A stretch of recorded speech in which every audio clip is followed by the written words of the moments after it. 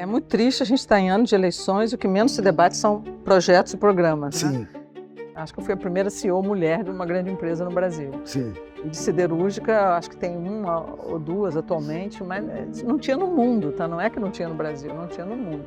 Eu não era engenheira, eu era jovem, eu estava grávida de gêmeos quando eu fui para a CSN. Tinha quase 10 mil funcionários, menos de 1% eram mulheres. Eu tocou meu celular, era o Eduardo Paes, eu saí da sala para falar com ele, ele falou: Maria Silvia, eu estou te ligando, vem trabalhar comigo nas Olimpíadas. Eu falei, cara, eu estou no meio da reunião de conselho. Eu falava, na minha primeira passagem pelo Branco, eu discutia direito societário, mercado de capitais, ali eu discutia direito criminal.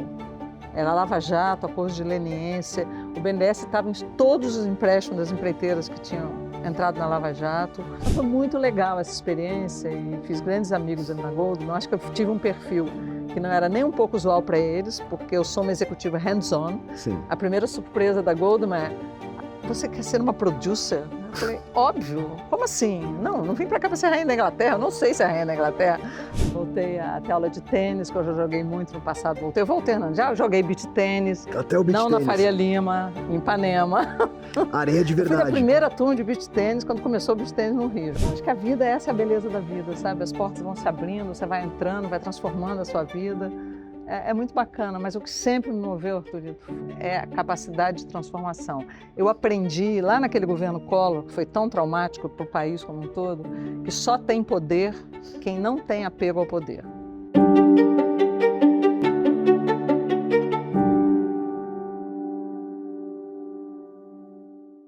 Fala, turma, esse é mais um episódio do podcast Humans of Faria Lima, histórias que inspiram. Se você caiu aqui de paraquedas e não está entendendo porque tem um cara de capacete aqui apresentando esse programa, eu convido você a conhecer o meu trabalho no Instagram, @arturito.farialima, deve ter um QR Code aqui na tela. Seja bem-vindo. E antes de dar as boas-vindas também à nossa convidada de hoje, eu queria reforçar que eu tenho a honra de contar com a B3, a Bolsa do Brasil, como co-realizadora e apoiadora desse projeto, até porque é difícil imaginar a Faria Lima e o mercado financeiro sem a Bolsa. Eu queria também agradecer a nossa patrocinadora master, a Minerva Foods, uma empresa listada na B3 e líder na exportação de carne bovina no mundo. Então, ao término desse bate-papo, a gente vai presentear a convidada de hoje com um kit de carnes sensacionais. E, por fim, eu reforço o agradecimento à Range Rover, a mais recente patrocinadora desse podcast. De origem britânica, a Range Rover une performance, sofisticação e presença inconfundível, uma marca feita para quem lidera pelo exemplo, o que tem tudo a ver com os nomes que passam por esse podcast. Então, no QR Code aqui na tela vai aparecer todas as informações dos carros, fica o convite também. E agora sim, vamos nessa. A convidada de hoje foi a primeira mulher em todos os lugares por onde ela passou. E quantos lugares foram? Maria Silvia Bostas já foi presidente do BNDES, da Goldman Sachs no Brasil, da CSN, entre outras posições na esfera pública e privada. E hoje ela é assessora-chefe especial no gabinete do prefeito do Rio de Janeiro, Eduardo Paes. Maria Silvia, um prazer contar a sua história aqui. Muito bem-vinda. Muito obrigada, bem-vindo a você, a sua equipe aqui na minha cidade, no Rio de Janeiro. Prazer muito grande conversar com você. Bacana. Eu acho que vale a gente começar entendendo melhor o seu papel na prefeitura hoje, né? Eu falei um pouco rapidamente das suas passagens aí tão emblemáticas. Eu sei que você chegou a compor o Dream Team econômico do Eduardo Paes, mas mudou de função no segundo semestre do ano passado. Conta um pouco mais desse trabalho aí mais recente. Arturito, a minha história com o Eduardo Paes vem de um longo tempo. Tá? A gente se conheceu no governo César Maia, que foi início da década de 90, olha que loucura. Eu era muito jovem, ele mais jovem ainda, ele tinha 20 e pouquinhos anos. Eu fui secretária de Fazenda do César Maia e Eduardo Paes foi o subprefeito da Barra e Jacarepaguá. E desde então a gente sempre esteve próximo e, enfim, trabalhei com ele nas Olimpíadas, acho que a gente vai falar um pouco disso depois, Sem mas dúvida. Sempre estive perto da prefeitura, seja numa função definida ou não. E foi ano passado? Ano retrasado, dezembro de 24, né, que ele foi eleito, começou em 25. ele volta a fazer alguma coisa comigo, vem trabalhar comigo. Ele criou uma secretaria especial que não existia. Na verdade, ele queria essa coisa emblemática de setor privado, alguém de economia com ele. Seríamos eu, o Sidney Levy, que é presidente da Invest Rio, é a agência de negócios da prefeitura, e o Osmar Lima, que veio do BNDES, trabalhou inclusive comigo lá quando eu fui presidente do banco, que é o secretário de Desenvolvimento Econômico. E foi tudo muito assim, na véspera de anunciar, no dia de anunciar, a secretaria não existia, era uma secretaria especial de grandes projetos. E acabou que, enfim, entrei, procuramos o que de melhor eu podia fazer, eu fiz várias coisas de contactar todas as empresas, conversar, recolher muitos findings e muitos pensamentos para levar para ele, mas acabei focando num projeto específico, se tiver interesse a gente pode falar depois, que é o branding da cidade do Rio de Janeiro. E aí não fazia sentido ter uma secretaria, uma coisa que eu queria fazer só um projeto focado, eu não queria entrar num trabalho de dia a dia, entendeu? Eu queria fazer uma coisa realmente focada num projeto especial. E aí eu mesmo falei para ele, não tem sentido, vou virar assessora especial seu. E aí assim que estou, como assessora especial do prefeito e conduzindo esse projeto do branding da cidade do Rio de Janeiro, que é muito fascinante. É um projeto praticamente privado, tá? Não é um projeto da prefeitura. Perfeito. Acho que a gente volta a falar disso mais pra frente, mas queria tentar rebobinar um pouco esse filme, falar do início da tua jornada. Eu lembro de uma frase que você me falou uma vez, que você pensava em ser uma acadêmica, mas que a vida te levou para caminhos que você jamais imaginaria, né? Então, a partir dessa frase, como foram os primeiros passos na faculdade? Como é que você começou a vislumbrar esses caminhos que você nunca imaginou? É nada como alguns anos de vida, né? Para a gente olhar para trás. Eu acho que você mesmo tem uma história bacana nisso, de mudar caminhos. E como a vida vai te abrindo portas e te apresentando oportunidades. E eu acho que eu fui muito feliz de, por razões diferentes, ir enveredando por esses caminhos. Eu, na verdade, fiz administração pública na FGV, na Fundação Getúlio Vargas, e na EBAP, a Escola Brasileira de Administração Pública, eu me interessei por economia, porque a Escola de Pós-Graduação em Economia, a EPGE, é na Fundação Getúlio Vargas, e, enfim, eu tive professores que eram da EPGE, e eu me interessei por economia e decidi fazer o mestrado, e do mestrado fazer o doutorado. E dei muita sorte, porque no ano que eu comecei o meu mestrado, foi o ano que o Silmar Henrique Simons, saiu do Ministério e voltou para a Escola de Pós-Graduação, do qual ele era diretor. Então eu tive durante 4 anos o Simons como professor, que foi, sem dúvida, uma figura muito marcante na minha formação, no meu interesse por políticas públicas aplicadas, quer dizer, sim, academia, mas com o intuito sempre da aplicação. E, então, eu comecei a minha vida dando aula na PUC, eu sou meio filhote dos dois lugares, eu dei aula 7 anos na PUC, de finanças públicas e de econometria no mestrado, e fui pesquisadora de políticas públicas aplicadas na FGV do Rio. E a partir daí as coisas foram acontecendo, eu fui me enveredando por outros caminhos, primeiro no setor público, depois no setor privado. Acho que quando você concluiu o doutorado, que surgiu a primeira experiência profissional ali na Secretaria de Política Econômica do governo Collor, né? Como que foi esse passo aí? Na verdade, não foi logo depois que eu concluí, eu trabalhei 7 anos como acadêmica, na PUC e na FGV, dando aula na PUC e fazendo pesquisa na FGV. E esse convite foi uma coisa muito inesperada.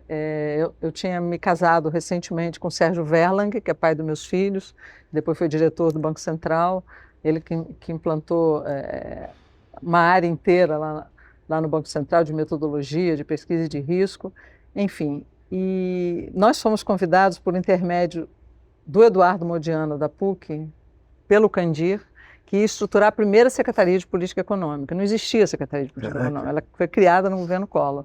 E ele queria juntar jovens de diversos centros de pesquisa e acadêmicos do Brasil, e assim fez, de fato. E ele nos convidou, ao Sérgio, para ser coordenador da área monetária e a mim para ser coordenadora da área externa. Eu não queria ir de jeito nenhum, porque eu estava fazendo um pós-doutorado em Economia e Matemática no IMPA. Você tinha a ideia acadêmica total. E tinha começado a dar aula de econometria no mestrado da PUC, de economia, quer dizer, coisas que não tem nada a ver com trabalhar na Secretaria de Política Econômica em Brasília. E ele quis ir, eu brinco que foi a única vez que eu decidi acompanhar um homem e deu no que deu. Ele ficou 4 meses e voltou para o Rio e eu fiquei até o final do governo Collor e mudei ali a trajetória da minha vida profissional. Acho que dali veio a primeira passagem pelo BNDES, Sim, numa eu época fui diretora do banco nas privatizações. Exatamente, privatizações importantes, Uzi Minas, Embraer, e é um tema que até hoje gera Sim, muito debate aqui. sim. Como é que foi lidar com isso lá atrás? No início, eu fiquei trabalhando lá em Brasília na negociação da dívida externa e nos acordos com a FMI, que era uma área que eu conhecia muito na área acadêmica. Foi muito interessante. E logo depois do Plano Collor II, eu não queria mais participar daquilo, até porque desde o Collor I já tinha muitas restrições à forma e ao conteúdo daqueles planos. E o Eduardo Modiano me chamou para vir para o BNDES. Ele foi um presidente assim brilhante no banco. Foi ele que implantou a lei de privatizações, que eu ainda participei da aprovação no Congresso. É uma lei que vigora até hoje. Ela é o marco regulatório do processo de privatização no Brasil. Eu diria que foi um período muito transformador, Turito. Tivemos a privatização da Uzi Minas, da Embraer, depois da CSN, das telecomunicações, tudo dentro desse arcabouço. Eu não participei de tudo, mas participei do início. A Embraer, eu fui a diretora responsável por essa privatização. Era uma companhia que estava falida, a CSN estava falida, a Uzi Minas tinha resultado positivo, mas não era nem de longe que se tornou depois. A Vale se transformou numa grande multinacional, né, uma empresa que compete com as maiores do mundo. Então, foi um processo que teve muito impacto em produtividade, em governança, em mercado de capitais, porque foi ali que instrumentos financeiros começaram a aparecer, essas companhias começaram a abrir capital, a trazer sócios estrangeiros. Eu acho assim, que é muito pouco conhecido o tamanho do impacto que esse processo gerou no Brasil, sem falar de coisas mais complicadas, como corrupção, desvio de dinheiro. Imagina uma companhia como a CSN estar falida. Ela estava sem pagar os funcionários e fornecedores quando ela foi privatizada. Agrega governança, agrega valor, agrega transparência, né? Enfim. E aí a geração de impostos, de recursos, de emprego, de investimentos indiretos. Eu tenho muita frustração dessa agenda de privatizações não ter sido fortemente explicada para a sociedade brasileira e defendida pelo principal partido que a conduziu, que é o PSDB, né? Então sempre foi uma coisa muito mal transmitida. É uma impressão de que é uma coisa deletéria, quando é exatamente o contrário. Vou dar um único exemplo que todo mundo sabe: telecomunicações. Imagina se a gente tivesse continuado com uma Telebrás estatal. Talvez estivesse como os Correios hoje em dia, né? Sim. Sem condições nenhuma de exercer uma função que nem tem muita mais razão de ser, pela evolução tecnológica. Na época, falando em Bolsa de Valores, né, você tinha ações, você comprava um telefone e ganhava ações da Telebrás, você tinha que declarar no imposto de renda, imagina. O pessoal era deixava de herança uma linha telefônica. De herança, uma linha telefônica. Enfim, nem preciso comentar, né? Não, e bacana, a gente começou a falar de mercado de capitais, dessas empresas se tornando públicas ali, enfim, acessando o mercado de capitais, com uma governança privada e...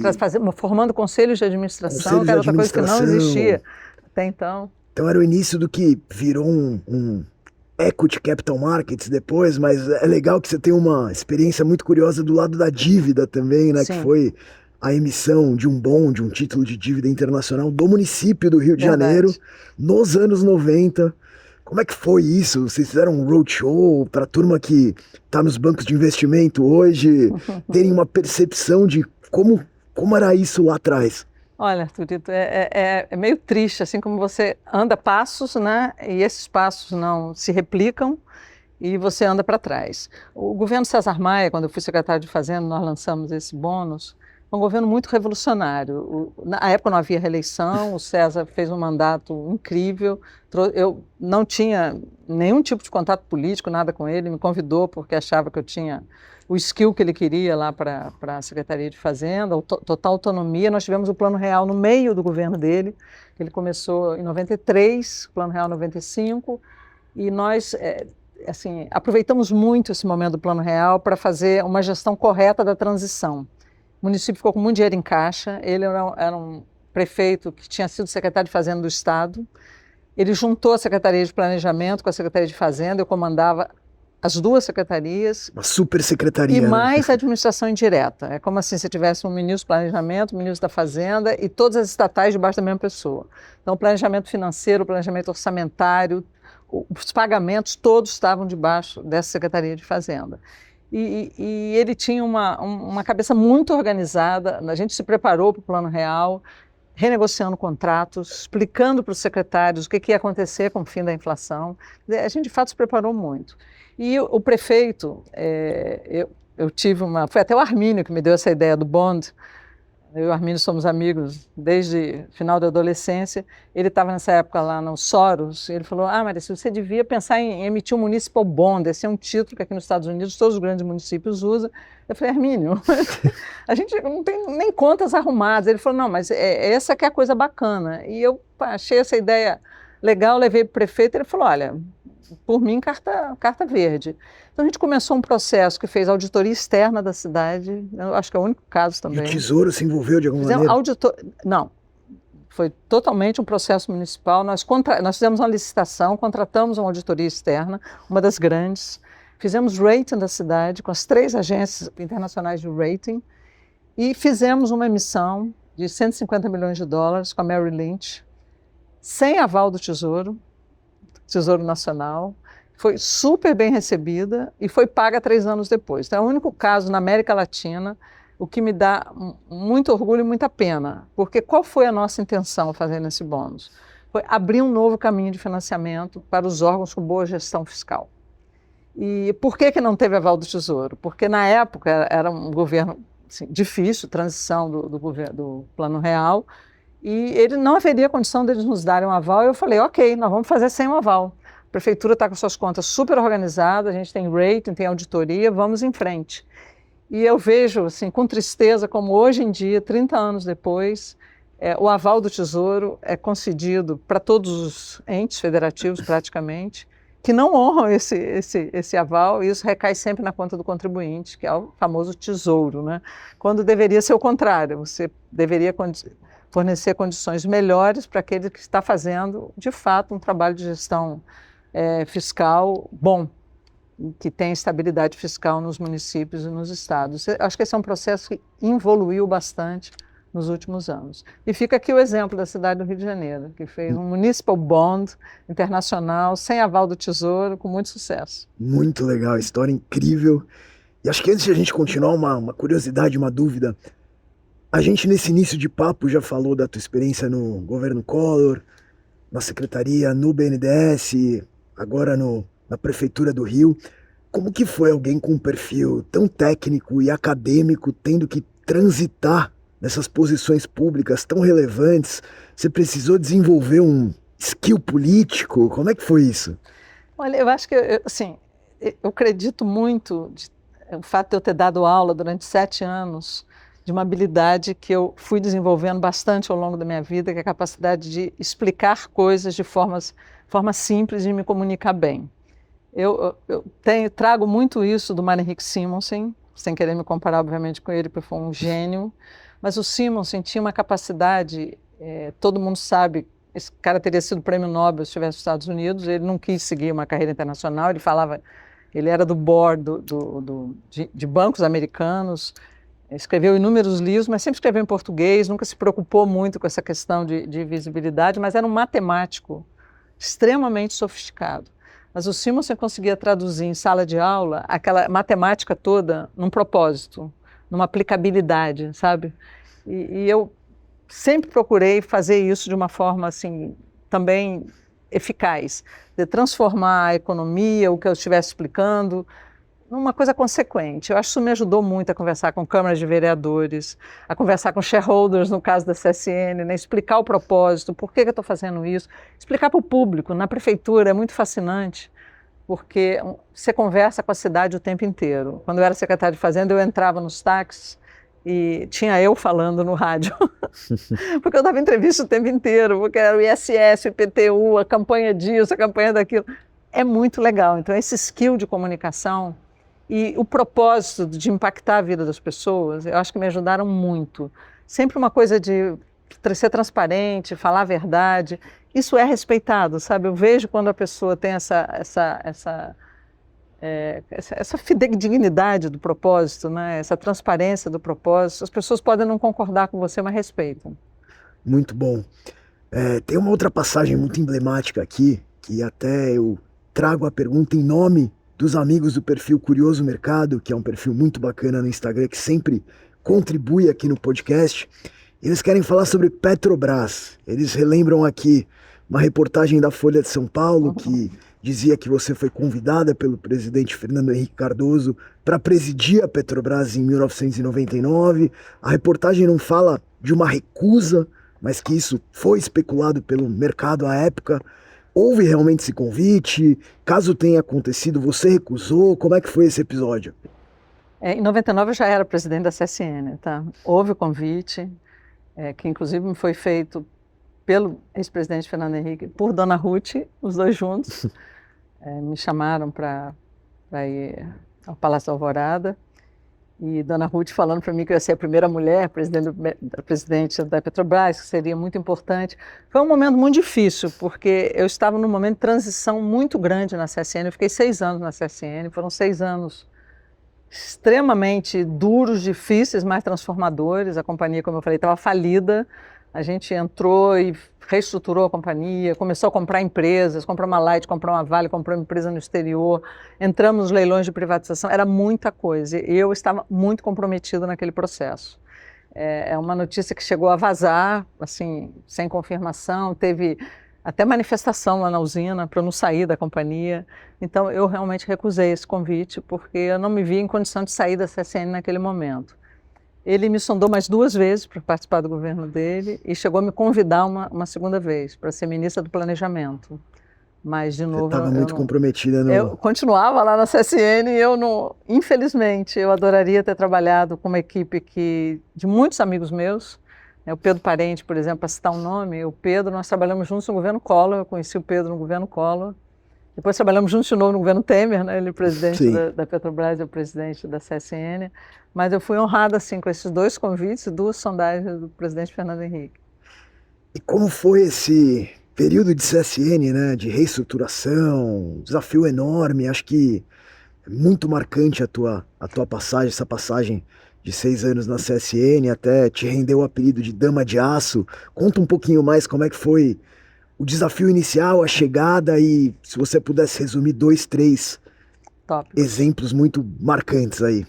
Olha, Arthurito, eu acho que talvez minhas passagens em vários lugares, talvez tenha sido mais assim visível, mais marcante, porque eu não era engenheira, eu era jovem, eu estava grávida de gêmeos quando eu fui para a CSN, uma empresa que tinha quase 10 mil funcionários, menos de 1% eram mulheres, então uma empresa essencialmente masculina.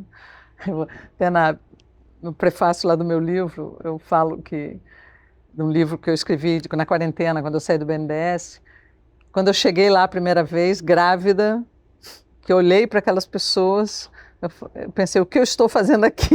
E aquelas pessoas olhavam para mim e falavam, o que ela está fazendo aqui? Era um estranhamento total, sabe? E, assim, quem me convidou foi o Benjamin Steinbrück para ir, e eu falo que o Benjamin foi muito ousado, né? Porque convidar uma mulher... A gente mal se conhecia, ele me procurou na Secretaria de Fazenda, ainda no governo César Maia. Quem tinha falado de mim para ele foi o Alcides Staples, que era presidente da Febraban, com quem eu tinha feito uma dura negociação sobre tarifa bancária como secretário de Fazenda. Ele estava procurando uma pessoa para reestruturar a companhia. Então, eu acho que foi uma tacada muito certeira, porque era uma companhia muito dura, muito hierarquizada, tinha sido administrada por militares. A cidade e a companhia estavam com a autoestima muito ferida pela falência, pela autoestima baixa. O leilão da CSN levou 1 mês para fechar.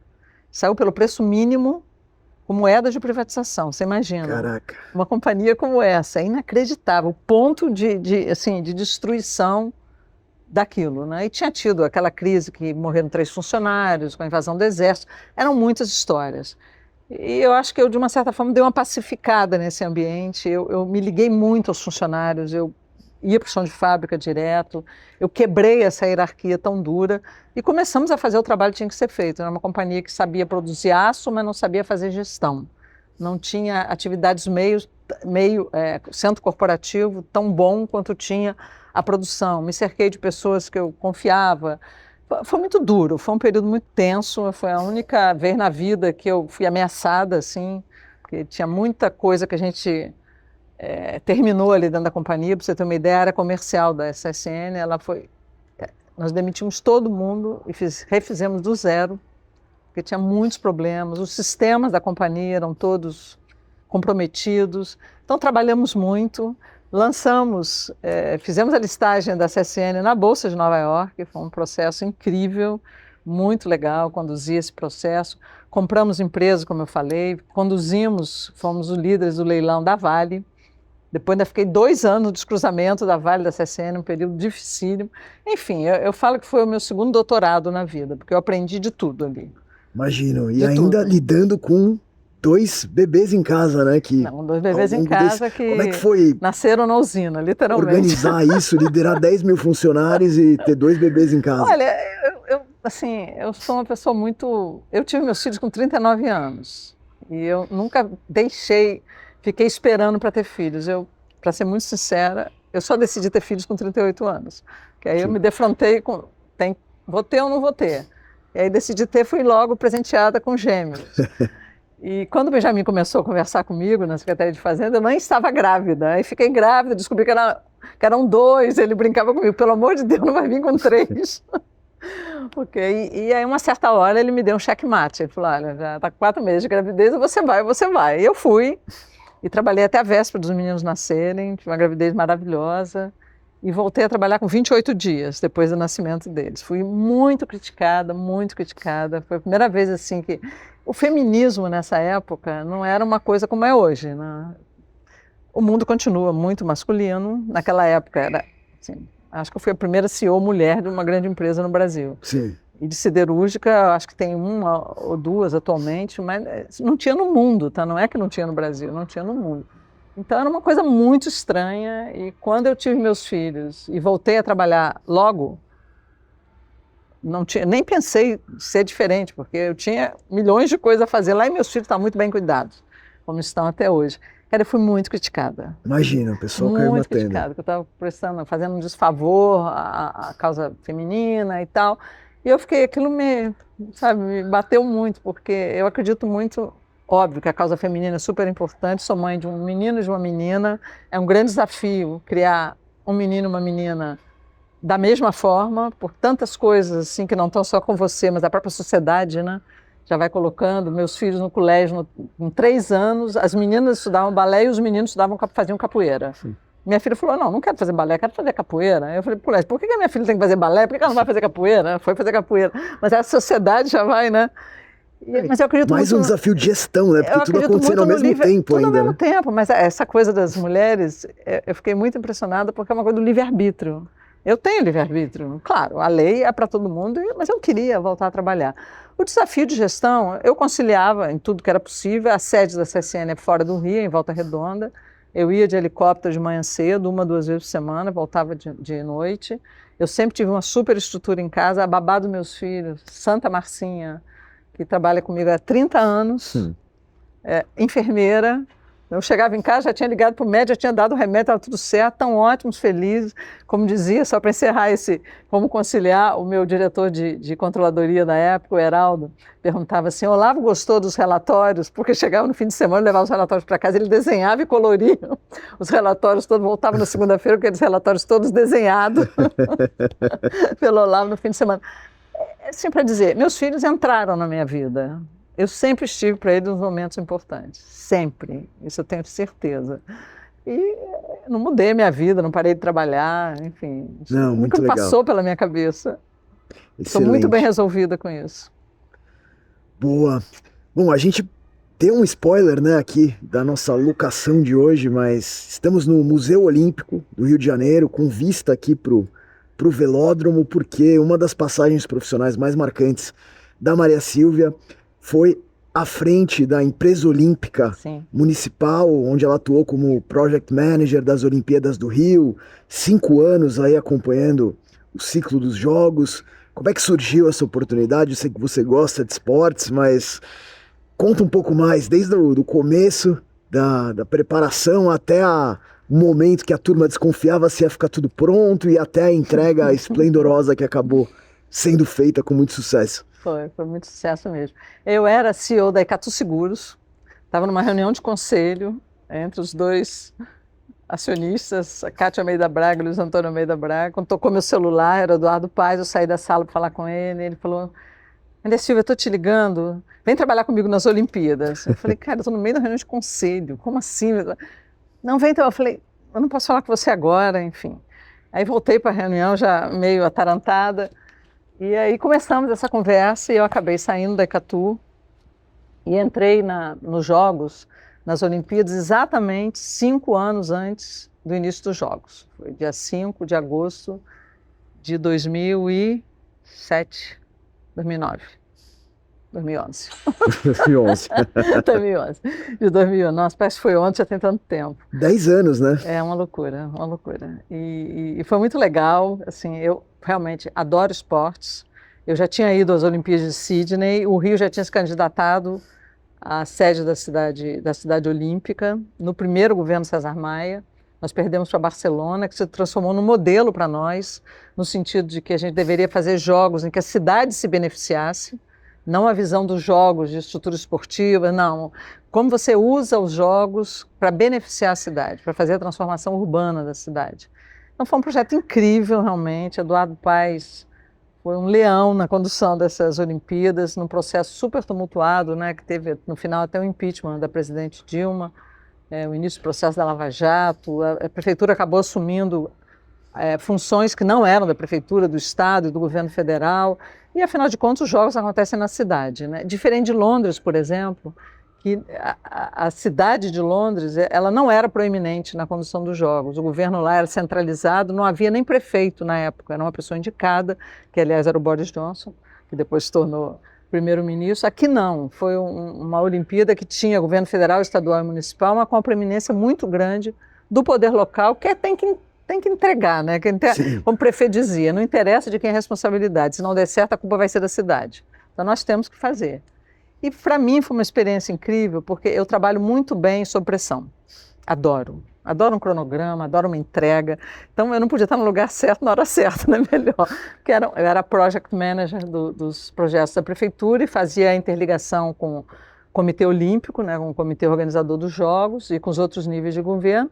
E eram cronogramas e mais cronogramas, e entregas e mais entregas, que elas podem ser resumidas por uma frase que eu adoro, que sempre tinha reunião com o Comitê Olímpico Internacional. Eles falavam: get it done. The games will start on time. Faça esse troço acontecer, porque a gente não vai adiar o início dos jogos. Então eu aprendi muito, sabe? Imagino. Aprender muito legal, né? Porque eram coisas que eu nunca tinha visto. Eu passei 30 dias em Londres como observadora dos jogos, com uma equipe grande da prefeitura, vendo gerenciamento de trânsito, last mile, toda a parte de organização dos jogos, olhando as venues. Então vimos lá que alguns edifícios se tornaram elefantes brancos, então muitos ensinamentos, não só de Londres, mas de outros lugares, de como a gente minimizaria a construção de novas instalações, faria instalações temporárias, que é um ensinamento importante, né?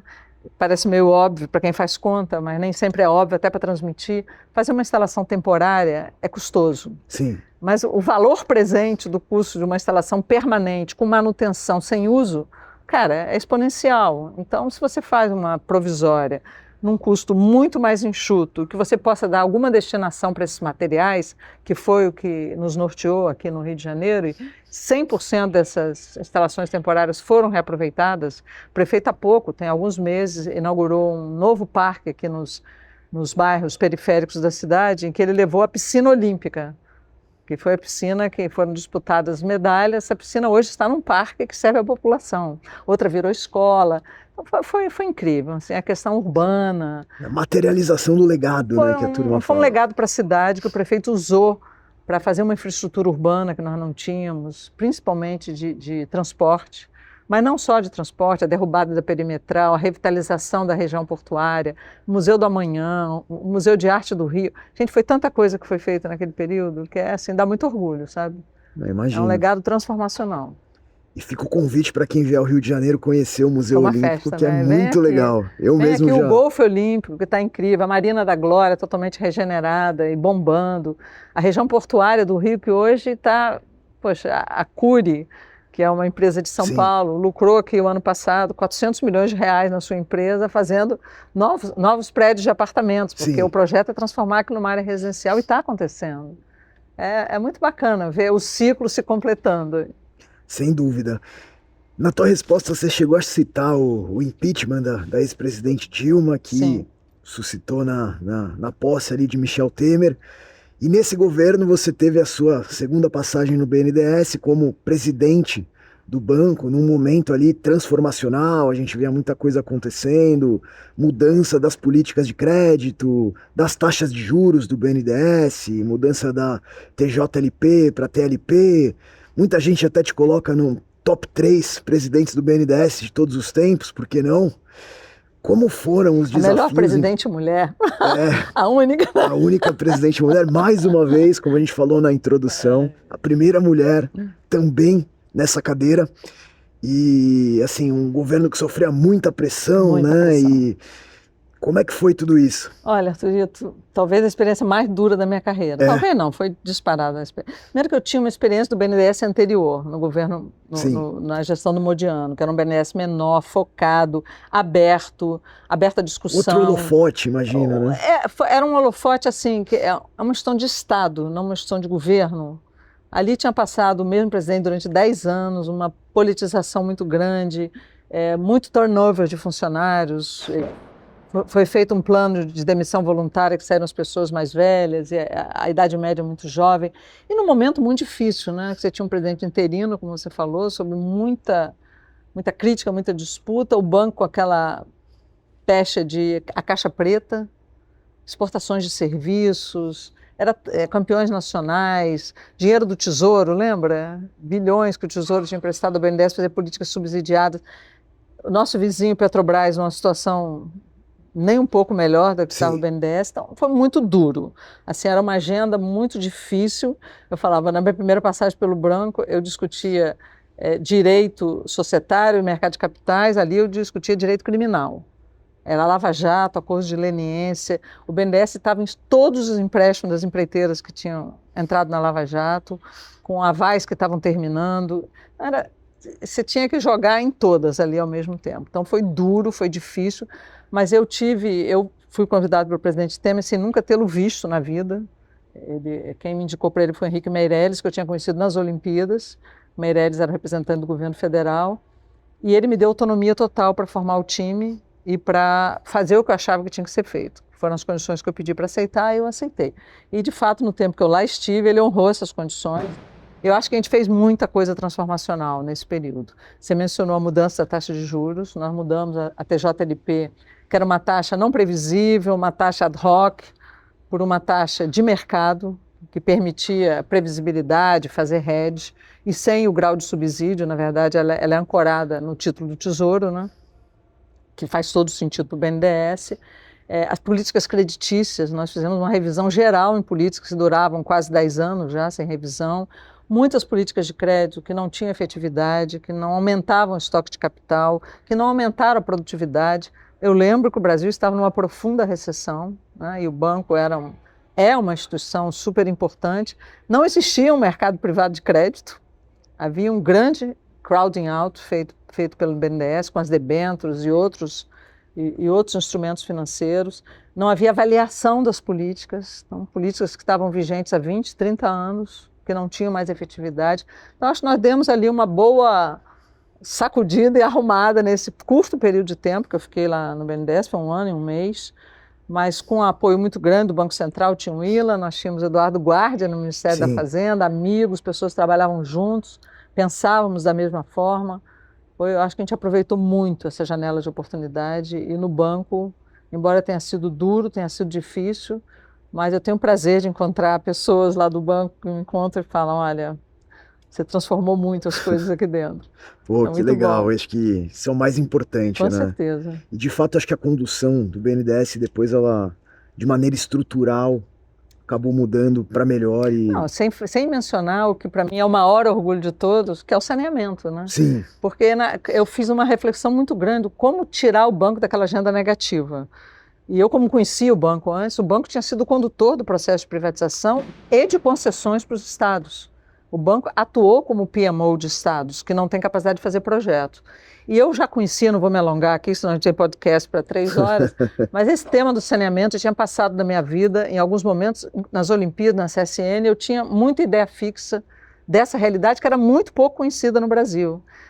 Só os meios acadêmicos e técnicos falavam de saneamento. Você vê que não era um assunto geral, não era um assunto conhecido. Quantos milhões, centenas de milhões de pessoas não têm acesso a saneamento?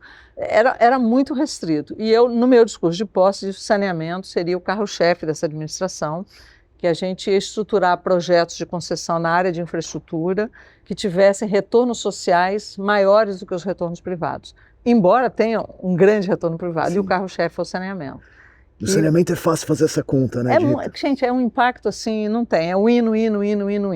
É de se admirar que isso não tivesse acontecido antes. E o marco do saneamento começou a ser feito ali no governo Temer, na Casa Civil, chefiado pela Natália, que hoje está numa agência privada, um brilhante economista, e acabou sendo aprovado no governo seguinte, mas foi ali no governo Temer que ele colocou o saneamento dentro do plano de PPI, no parcerias público-privadas, e é que a coisa deslanchou. Então, me dá um orgulho enorme, sabe? Quando eu olho e vejo que houve até uma tentativa no governo posterior de, digamos assim, diminuir essa agenda, quase terminar com ela, mas a sociedade reagiu, porque o impacto dela é muito transformacional. É uma agenda, como eu dizia, do século XIX, nós já estamos no século XXI. Só o saneamento, que não é só, é muito, só isso já valeu aquele ano. Fantástico. E depois dessa passagem da quarentena, você assumiu o comando da Operação Brasil de um dos bancos de investimento mais emblemáticos do mundo, a Goldman Sachs. Como é que surgiu esse convite, dado que a experiência era mais na área pública, né? E acho que dá para dizer que foi o momento que mais te aproximou de ser uma Faria Limer, você é uma carioca tão enraizada. Arraigada aqui na minha cidade. Olha, foi muito não usual, realmente. Eu na quarentena que eu fiquei no banco de 6 meses, eu escrevi um livro sobre a minha carreira e eu estava lá posta em sossego, quando Paulo Leme, que era o responsável pela Goldman no Brasil, um economista, queria se aposentar e dar aula nos Estados Unidos e tal. Começou a procurar uma pessoa e me ligou, falando que a pessoa que ele achava que tinha que ir para a Goldman era eu. Eu falei, como assim, cara? Eu moro no Rio de Janeiro, não sou de banco de investimento, que ideia é essa? Mas olha, ele foi insistente, viu? Ele foi insistente, eu fui conversar com ele. Aí fui a Nova York, conheci a Goldman em Nova York, e obviamente fiquei fascinada, porque as pessoas são muito interessantes. Fora da curva, né? Muito interessantes, né? Conversas incríveis. E aí eu fiquei fascinada por aquele negócio. Falei, por que não? Já mudei tanto na vida, já fiz tanta coisa, ainda não fiz essa. E a gente não mencionou aqui que eu já fui de mais de 20 conselhos de administração, né? No Brasil e fora do Brasil. A gente nem falou de Catu também, a história é muito grande. Lembrei porque esses conselhos e o conhecimento que eu fiz desses milhões de setores que eu já participei me ajudaram muito lá na Goldman. E eu acabei topando e fui trabalhar na Goldman. E aí veio a pandemia no meio dessa história. Botamos o banco para trabalhar em casa. Mas foi muito legal essa experiência e fiz grandes amigos ali na Goldman. Eu acho que eu tive um perfil que não era nem um pouco usual para eles, porque eu sou uma executiva hands-on. A primeira surpresa da Goldman é: você quer ser uma producer? Eu falei, óbvio, como assim? Não vim para cá para ser rainha da Inglaterra, eu não sei ser rainha da Inglaterra. I'm the king of England. Não vou ficar mandando e-mail escrito please fix, né? E aí tudo que eu perguntava era assim, não, mas para derrubar essa parede tem que consultar Nova York. Eu falei, como assim consultar Nova York? Gente, peraí, deixa eu ligar para Nova York. Aí ligava, eu falei, não, mas é muito mais barato. Eu falei, não, então pode fazer. Aí comecei a mudar uma série de coisas e aproximar mais os times. Então foi muito legal e abri muitas portas para a Goldman no Brasil, porque eu conhecia muito todo mundo, né? Com toda essa carreira em vários lugares, conselho de administração. E para mim também, Arthurito, pessoalmente, eu acho que foi assim, muito recompensador. Eu tinha saído do BNDES há 6 meses atrás, ter um feedback da minha credibilidade, de como as pessoas valorizavam esse trabalho público e mesmo privado, mas que também na CSN foi muito transformacional, né? E isso é o propósito que sempre me motivou na vida, mudar coisas, impactar a vida das pessoas. Então, acho que lá na Goldman, de uma forma diferente, foi bom para mim, foi ótimo, sempre é, mas acho que também deixei lá algum legado. Muito bom. Eu preciso encaminhar para o final do nosso papo, ainda tem um monte de tema que eu vou trazer aqui, mas uma das perguntas que eu faço para todos os convidados é a pergunta B3. A ideia é sempre tentar entender com os participantes qual a sua melhor história com a Bolsa Brasileira, seja um trade bem-sucedido, algo que deu errado, alguma experiência pessoal de investimentos, alguma história que você nunca tenha contado, o que você destacaria? Olha, aí realmente eu vou frustrar os nossos Faria Limers, porque como eu nunca fui uma trader, né, e nunca fui de fato uma pessoa que mesmo na Goldman tinha muito mais o skill para o investment banking do Sim. que... Enfim, claro, o mercado de ações sempre perpassou a minha vida. Eu, como investidora, sempre fui de fundos de ações. Sim. Eu nunca apliquei em ações individuais. E a minha experiência direta com Bolsa de Valores é anterior à B3. Foi na privatização que quem fazia era a Bolsa de Valores do Rio de Janeiro. Sim, caraca. Tinha essa proximidade. Na verdade, acho que a história mais assim, marcante que eu tenho com Bolsa não é com uma Bolsa brasileira, é com a New York Stock Exchange. Uma CSN, né? Não é com a CSN. Caraca. Você já deve ter percebido que eu tenho uma certa atração por problemas, né? Todas as grandes crises eu estava em algum lugar. Crise de oportunidade, Plano Real. E na crise de 2008 eu era CEO da Ecatu Seguros. E a Ecatu Seguros tinha um sócio americano, era meio a meio, que era uma centenária instituição, cujas ações, um belo dia eu e a Cátia Almeida Braga assistindo lá o pregão da Bolsa de Nova York, vimos ações simplesmente saírem daqui e irem para lá. Aquele momento foi terrível, né? Um momento, enfim, paralisou o mercado financeiro internacional e nosso também, e foi bastante desafiador estar à frente de uma seguradora com um asset, que a Catu também tem asset, né? Então também faz gestão de ativos, mas super bem resolvida por conta da credibilidade da família, do profissionalismo da empresa. Mas foi muito traumático assistir aquele processo na Bolsa de Nova York, e aquelas seguradoras perderam valor no mesmo dia. Imagino, deve ter várias pessoas que já passaram por aqui, trouxeram histórias ou relembraram o momento que elas viviam em 2008 e de diferentes maneiras, sem dúvida foi um choque enorme, né? Enorme. E muitas coisas mudaram a partir desse choque na política internacional, sim, na economia internacional, enfim. E, bom, falando um pouco sobre o Brasil, a gente trouxe em alguns momentos nas suas respostas ideias de problemas estruturais ou de medidas que mudaram o rumo de política pública.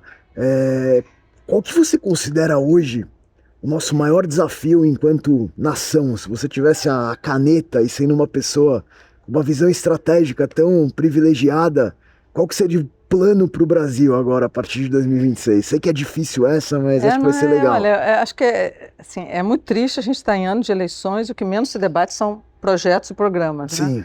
Né? Baseado na minha vivência, no que eu vejo e acompanho, e nas pesquisas de opinião que saem sempre há 2 anos e cada vez mais de forma contundente, a grande preocupação dos brasileiros é segurança pública, crime organizado, violência, corrupção, que são todos irmãos siameses, né? Sim. Vivem juntos. Nós estamos vivendo esse caso do Banco Master agora, acompanhando atônitos toda essa história. Eu não acredito num país que não tenha pilares na ética.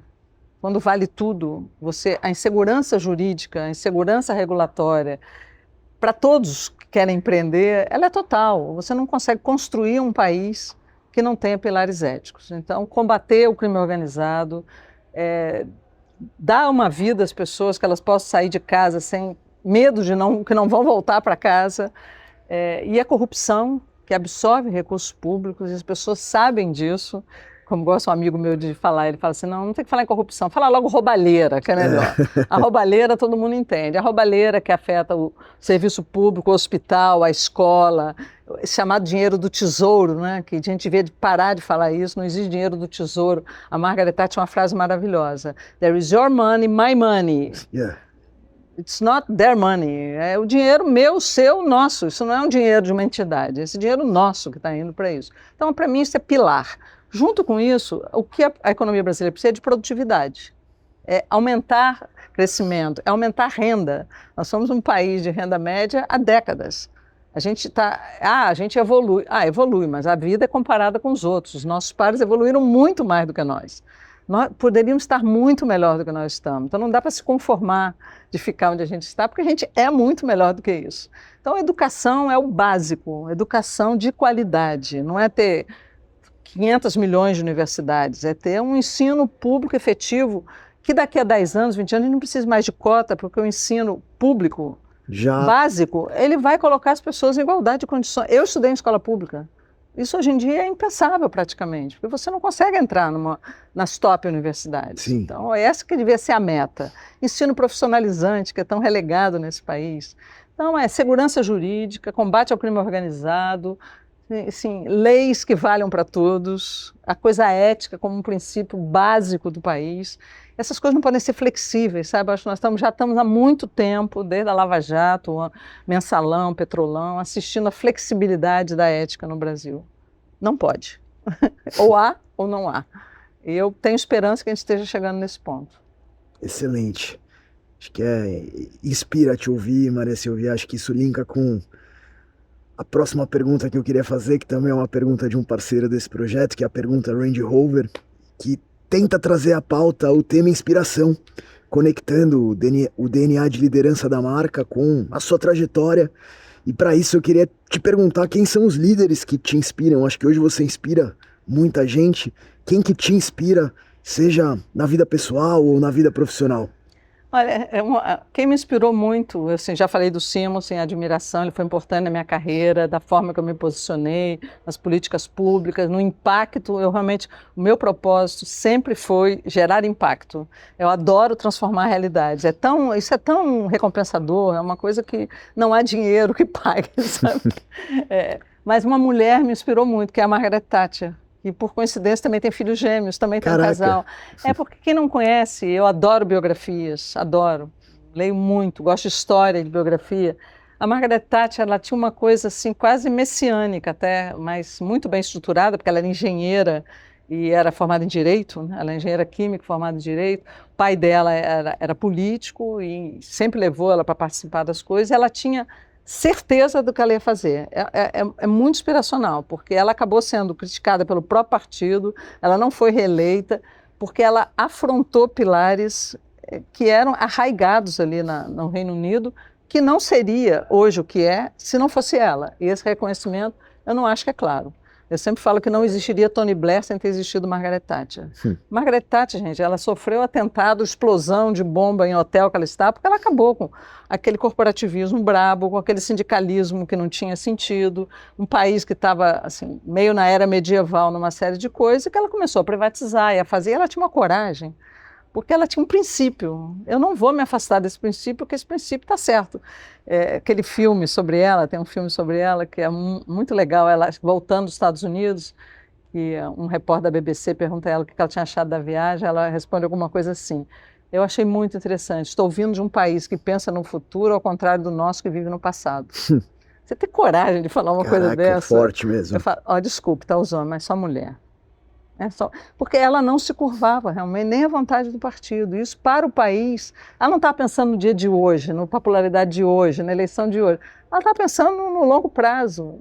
E deu certo o longo prazo. Sem dúvida. Então ela me inspira. A gente falou bastante de mercado, de carreira, de inspirações, mas eu queria, acho que tenho a curiosidade, acho que muita gente também tem. O que você gosta de fazer no final de semana? Quais são os seus hobbies? Você pratica algum esporte? A gente sabe que você é uma amante da cidade do Rio de Janeiro. Como é que você gosta de aproveitar a cidade? Cara, eu aproveito muito a cidade do Rio de Janeiro. Eu faço trilha, vou para cachoeira, eu corro na areia de fofa de Ipanema, eu vou para roda de samba no centro. Eu sou muito, muito carioca realmente. Eu amo fazer esportes. O Rio é uma cidade assim muito generosa, né, para quem gosta de fazer esporte. Eu vou alternando os esportes. Atualmente eu estou fazendo Muay Thai, que eu já fiz no passado, voltei a ter aula de tênis, que eu já joguei muito no passado, voltei. Eu vou alternando. Já joguei beach tênis, até o beach não tênis. Na Faria Lima, em Ipanema. Areia de verdade. Eu fui na primeira turma de beach tênis quando começou o beach tênis no Rio. Joguei vários anos, fiz todas as lesões possíveis. Aí fui remei de canoa havaiana em Copacabana, vários anos até vir a pandemia. Então eu faço esporte todo dia, e a maioria ao ar livre, que eu acho que é um privilégio da cidade, né? É um privilégio no Rio de Janeiro. Eu jogo tênis no Caiçaras, que tem um Cristo Redentor em cima e a Lagoa do lado. Aí me desculpe. Difícil competir, realmente. É difícil competir. Mesmo num dia chuvoso como hoje, é super bonito. Mesmo num dia chuvoso, que aquele mar fica cinzento, parece uma fotografia antiga de Debré. Sim. É lindo. E agora, indo mais para o final, mesmo, Maria Silvia, acho que se a gente recapitular, você nasceu no interior do Rio, única menina entre 3 irmãos, deve ter enfrentado resistência ao planejar aí os Muito. novos caminhos que você foi trilhando. Mesmo assim, você tem uma carreira brilhante, casou, teve filhos. Diante de tantas conquistas, qual que é a sua definição de sucesso? Transformar a realidade, transformar o mundo que você vive, fazer alguma coisa que seja permanente, que seja legado. Isso é o que sempre me moveu. E eu acho que para isso você precisa ter determinação, propósito, convicção do que está fazendo, né? Cercar de pessoas que pensem como você, que te complementem, que te ajudem a fazer. Você não faz nada sozinho. E estar muito atenta à sorte. Eu falo que as pessoas, mas você tem sorte. Não, é sorte porque eu estava ali ligada, né? E porque também eu achei que podia contribuir. Eu nunca pensei muito, assim. Esse convite do Temer, por exemplo, eu aceitei assim. Eu falei, se eu for pensar, eu não vou. Eu Sim, não vou, porque o mundo está caindo aqui, eu não vou. Eu perguntei para meus filhos, um era a favor, outro era contra. Por isso eu perguntava mais alguém, já está meio a meio em casa. Não quer saber, eu vou, porque o máximo que pode acontecer é não funcionar. Funcionou por 1 ano e pouco. Não, achei que não ia funcionar mais, saí, fui fazer outra coisa. Então acho que a vida, essa é a beleza da vida, sabe? As portas vão se abrindo, você vai entrando, vai transformando a sua vida.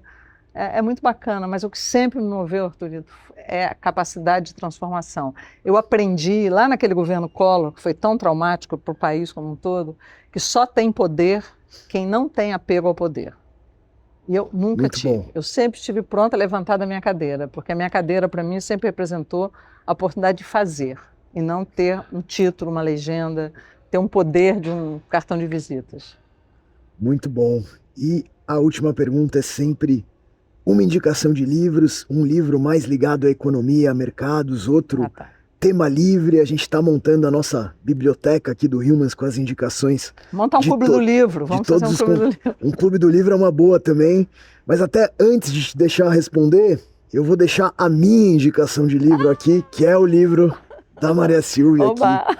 Vontade Inabalável, um livro sensacional. Tô na metade aqui ainda, mas Tem sem história, né? dúvida tem chão ainda. E Obrigada, depois querido. acabando ela vai autografar aqui, turma. Mas agora sim vou deixar você responder a pergunta e deixar suas indicações. Olha, eu tenho 2 coisas que eu adoro: jornalismo e história. Biografias, eu já comentei aqui, né? Então eu resolvi indicar um livro que é muito interessante, inclusive no meio dessa guerra agora que a gente está vivendo, Estados Unidos, Israel, Oriente Médio, que é um livro de uma jornalista italiana já falecida, Oriana Fallaci, que é uma super escritora, uma jornalista incrível, que chama Interview with History, que ela entrevista na década de 70 e 80, dos anos 90, grandes personalidades mundiais. Gente, são entrevistas incríveis, inclusive com Shah Reza Pahlavi, Caraca, com Yasser Arafat e com esses líderes do Oriente Médio, da Europa, dos Estados Unidos, Henry Kissinger. É um livro assim fascinante, sabe? Para você até entender coisas que estão acontecendo hoje em dia. Então mistura as 2 coisas, história. Como no livro de mercado, assim, não tem um livro de mercado que eu tenha recomendação, mas eu posso rapidamente recomendar 2. claro. Um é um livro do INSPER, que muito na linha do que a gente comentou aqui, que chama Para Não Esquecer, Políticas Públicas que Empobreceram o Brasil. A nossa capacidade de repetir erros no Brasil é uma coisa astronômica. Sim. O Simon sempre falava que a soma de 2 erros não vai dar um acerto. Não vai dar, não insista. Está errado, está errado. E para um problema complexo nunca tem uma solução simples. Esse livro é muito exemplar porque mostra várias políticas públicas que deram errado e continua se insistindo nessas políticas. E a outra é de uma pessoa que eu tenho a felicidade de ser amiga há mais de 30 anos, uma pessoa muito visionária, que é Israel Klabin. Eu hoje estou ligada profissionalmente à Klabin, eu estou no conselho da Klabin. Enfim, mas Israel é um grande amigo, uma pessoa que cunhou desenvolvimento sustentável, ele que organizou a Eco 92, e ele escreveu um livro muito visionário em 2009, que é A Urgência do Agora, que é a palavra já fala, né? E ele fala da questão ambiental, mas não apenas da questão ambiental, fala do modelo político e do modelo econômico mundial e das mudanças necessárias a serem feitas.